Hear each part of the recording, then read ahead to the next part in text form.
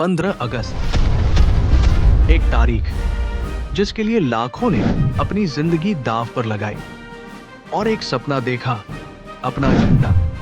भगत सिंह की गूंज, इंकलाब जिंदाबाद, गांधी जी का अहिंसा का रास्ता, बोस का नारा, तुम मुझे खून दो मैं तुम्हें आजादी दूंगा। ये सब मिला एक कपड़े के टुकड़े में जिसमें पूरे भारत का रंग समाया। लेकिन आज जिस तिरंगे को देखकर हम गर्व से भर जाते हैं, वो एक सफर का आखिरी पड़ाव था। एक ऐसा सफर जो शुरू हुआ कलकत्ता के एक पार्क से और आखिर में आजादी के लाल किले पर। पहला झंडा 1906 में, फिर 1907, 1917, 1921, 1931 और फिर 1947 का तिरंगा। हर बदलाव के पीछे एक वजह थी, एक क्रांति थी, एक कहानी थी। और आज हम एक कहानी सुनाएंगे, पूरी, असली और दिल से।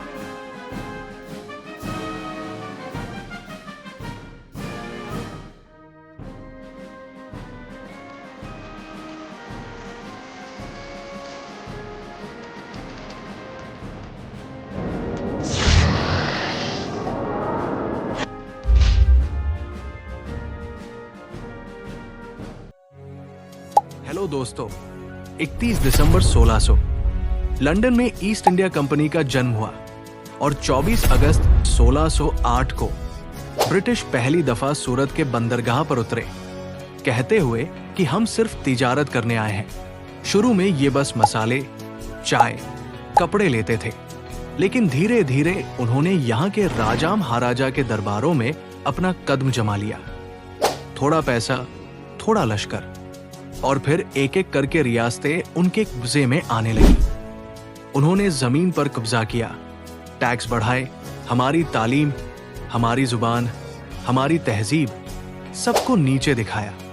धीरे धीरे अवाम का गुस्सा चरम पर पहुंचा और 1857 में पहली आजादी की जंग फूट पड़ी। इस जंग की असली वजह थी सालों के जुल्म की कहानी। ये बगावत मेरठ से शुरू हुई और आग की तरह फैलने लगी। हर जगह अंग्रेजों के खिलाफ तलवार उठ गई। इस बगावत में हजारों शहीद हुए, रियासतें बर्बाद हो गईं और अवाम का सपना अधूरा रह गया। लेकिन एक चीज बदल चुकी थी। अब लोग समझ गए थे कि अंग्रेज सिर्फ तिजारत के लिए नहीं, पूरे मुल्क को अपना गुलाम बनाने आए हैं। 1857 के बाद ब्रिटिश ने अपना राज और सख्त कर दिया। हर आवाज को दबा दिया गया, मगर अवाम ने आजादी का सपना दिल में और गहरा कर लिया। और फिर 1905 में बंगाल का हिस्सा हुआ। ये एक नई चिंगारी थी। अंग्रेजों ने कहा यह सिर्फ एडमिनिस्ट्रेटिव कन्वीनियंस के लिए है, लेकिन असल मकसद था लोगों को मजहब के नाम पर तोड़ना। यह फैसला पूरे मुल्क में गुस्सा ले आया। कोलकाता की गलियों में स्वदेशी का नारा गूंजने लगा। लोग अंग्रेजी माल जलाने लगे और एक बात बार बार सामने आने लगी, हमें एक अपना निशान चाहिए। और फिर 7 अगस्त 1906 कोलकाता के पारसी बागान स्क्वायर में पहली दफा भारत का नेशनल फ्लैग लहराया गया। इसका डिजाइन बिपिन चंद्र पाल, सचिंद्र प्रसाद बोस और उनके साथियों ने बनाया। झंडे में 3 हॉरिजॉन्टल पत्ते थे, ऊपर हरा रंग जिस पर 8 कमल के फूल बने थे, उस वक्त के 8 सबौन का प्रतीक, और हरा रंग खेती-बाड़ी, तरक्की और जिंदगी का निशान। बीच में पीला रंग जिसमें वंदे मातरम लिखा था, जो भारत माता की पूजा और एकता का संदेश देता था। नीचे लाल रंग जिस पर सूरज और चांद के नक्श बने थे। लाल रंग शुजात और कुर्बानी का, सूरज रोशनी का और चांद उम्मीद का प्रतीक था। जब ये झंडा हवा में लहराया तो अवाम के दिल में एक जुनून जाग गया। वंदे मातरम के किनारे आंखों में एक ही ख्वाब दिख रहा था, अपना मुल्क, अपना झंडा। ये था सफर का पहला कदम जो 1947 के तिरंगे तक ले जाने वाला था। ये झंडा लगभग 1 साल तक स्वदेशी आंदोलन का निशान बना रहा। 1906 के बाद आजादी का जज्बा और तेज होने लगा और फिर 1907 में पेरिस के अंदर एक नया झंडा बना, जो हमारे सफर का दूसरा महत्वपूर्ण कदम था। इस झंडे को बनाया था भीकाजी कामाजी, जिन्हें आज हम सब मैडम कामा के नाम से जानते हैं। ये झंडा उन्होंने लंदन में हो रहे एक इंटरनेशनल सोशलिस्ट कॉन्फ्रेंस में लहराया था।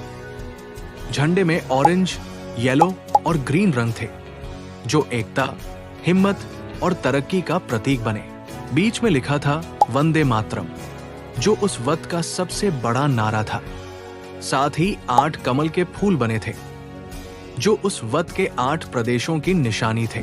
ये 1907 से लेकर 1910 तक यूरोप के अंदर भारत के आजादी के मूवमेंट का एक बड़ा निशान बना रहा। इसने दिखाया कि अब भारत की आवाज सिर्फ हिंदुस्तान तक सीमित नहीं है, बल्कि पूरी दुनिया में गूंज रही है। हिंदुस्तान के अंदर अब आजादी की लड़ाई एक नए मोड़ पर आ रही थी। 1917 होम रूल मूवमेंट का वक्त था। एनी बेजेंट और बाल गंगाधर तिलक जैसे नेता चाहते थे कि भारत को तुरंत आजादी मिले, और इसी जज्बे से एक नया झंडा बना। इस झंडे में 5 लाल और 4 हरे रंग की हॉरिजॉन्टल धारियां थी, जो हिंदू मुस्लिम एकता का पैगाम थी। ऊपर के कोने में बना था यूनियन जैक, जो दिखाता था कि ये मूवमेंट अभी पूरी इंडिपेंडेंट नहीं, बल्कि डोमिनियन स्टेटस की मांग कर रहा था। एक व्हाइट क्रेसेंट और स्टार भी इस झंडे में था, जो मुसलमानों की पहचान और उम्मीद का निशान था। और साथ ही बना था 7 स्टार्स का क्लस्टर, जो सप्तऋषि का प्रतीक था, भारत की प्राचीन सभ्यता और रोशनी का सिंबल। ये भी सिर्फ कुछ ही साल टिका, और आजादी का जुनून अब अगले कदम के लिए तैयार था। 1921 में महात्मा गांधी के सामने एक नए झंडे का डिजाइन पेश किया गया। इस झंडे को डिजाइन किया था पिंगली वेंकैया ने, जिन्होंने लगभग पूरी जिंदगी भारत का राष्ट्रीय झंडा बनाने के लिए समर्पित कर दी। इस झंडे में 2 रंग थे, लाल जो हिंदुओं का प्रतीक था और हरा जो मुसलमानों का प्रतीक था, और बीच में बना था चरखा, जो गांधी जी के स्वदेशी आंदोलन, अपनी रोटी कपड़ा बनाने की ताकत और आर्थिक आजादी का निशान था। अंग्रेज इससे लेकर परेशान थे। उन्हें डर था कि ये चरखा भारत के घर घर में अपना एक आजादी का सिंबल बन जाएगा, और वाकई ऐसा ही हुआ। ये झंडा तुरंत कांग्रेस के सेशंस में, रैलियों में पहुंच गया। 1931 भारत की आजादी की लड़ाई अब और तेज हो रही थी। कांग्रेस पार्टी ने फैसला किया कि हमें एक ऐसा झंडा बनाना होगा जो पूरे मुल्क की पहचान बन सके। इस बार डिजाइन को ऑफिशियली अडॉप्ट किया गया। झंडे में 3 रंग थे, ऊपर केसरिया, बीच में सफेद जिसमें बना था गांधी जी का चरखा, नीचे हरा। ये झंडा कांग्रेस के सेशन में अडॉप्ट हुआ और जल्द ही आजादी के मूवमेंट का सबसे बड़ा प्रतीक बन गया। मगर अंग्रेज इसे बर्दाश्त नहीं कर पाए। कई जगह लोगों को सिर्फ झंडा लहराने के लिए गिरफ्तार किया गया। फिर भी अवाम का जुनून रुकने वाला नहीं था। इस झंडे ने आजादी के सपने को और मजबूत कर दिया, और यही झंडा आगे चलकर तिरंगे का रूप लेने वाला था। 22 जुलाई 1947 को आजादी के सिर्फ कुछ दिन पहले कॉन्स्टिट्यूएंट असेंबली ने एक नया झंडा अडॉप्ट किया। वही झंडा जो आज हमारा राष्ट्रीय तिरंगा है।